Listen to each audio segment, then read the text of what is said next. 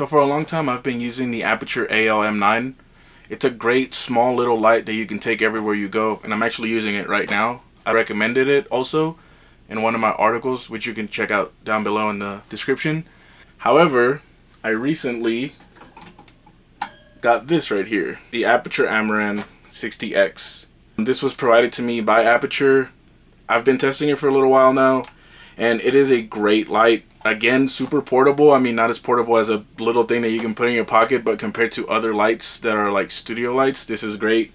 Portability is like its main thing, so it has this like V-mount here where you could plug in batteries. You can get these batteries that are like Sony batteries, and you put it on this mount, you clip it onto this thing, and now you have this kind of monstrosity, but like it works really good, and you can take it with you anywhere you go. You can shoot remotely. You don't have to worry about finding a plug or bringing a generator with you.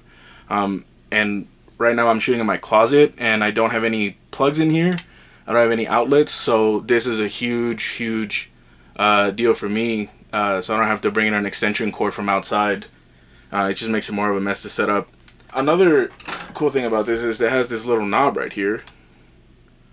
And with the knob, you can select your brightness that you want and also the color temperature, which is another great thing this light does. You can adjust the color temperature. You can go from warm to cool light. Another thing is, if you have your light set up somewhere else and you can't get to it, but you need to change something, it actually works with the Citus app. It's maybe not the most intuitive app, but in terms of like what it does for you, it does provide like a great experience. You can adjust settings, you can set your profiles, you can set all kinds of things that this light can do through the app.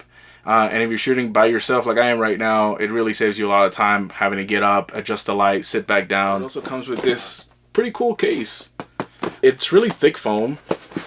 As long as you're not beating it up or tearing it on purpose, like it will last you. Like it's rather thick. It's got these little latches here so it doesn't just open up on you.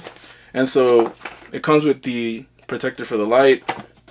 Comes with a tiny little diffuser for it. It's not the best, but if it's all you got, it's better than nothing. And it also comes with a AC adapter, so you can plug this in anywhere. Now I want to show you what it looks like. Right now I'm using my Aputure AL-M9. Like I said, it's a tiny little light. It does a pretty decent job in this room, but I want to show you what it looks like when I set up a light. So I got the light set up. I set it up at 50%. I had previously recorded this segment and I had it at 80%, and it was just like blowing everything out. But yeah, 50%, I think it works actually pretty great for the setup. I have it on a C-stand about 45 degrees to my left here, and then there's a light dome attached to it, the one from Small Rig. It's pretty decent, really good price. I think it's a great light. You get a lot of value. You might have to spend a little bit more to get the C-stand and the diffuser, but you know, you can set it by any other studio light.